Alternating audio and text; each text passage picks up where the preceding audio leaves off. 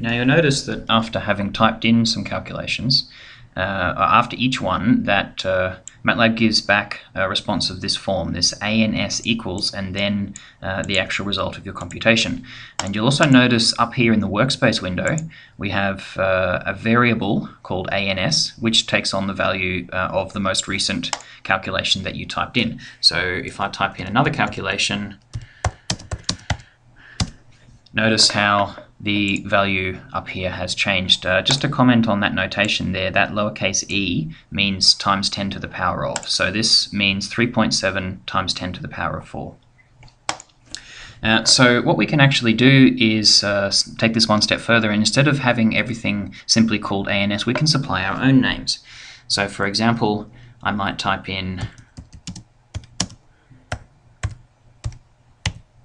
something like this.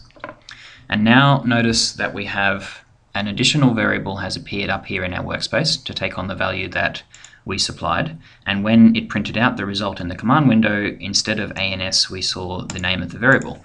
And so we can also put computations on the right-hand side of this equals sign here.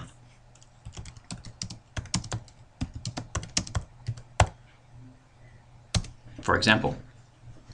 And so what's happened here is that I typed in the name of a variable which I had previously defined, and then used that in a mathematical statement. And so MATLAB would have looked up the value here, which is 20.5, put that in, done this multiplication, and given me back the answer, stored it into another variable called force.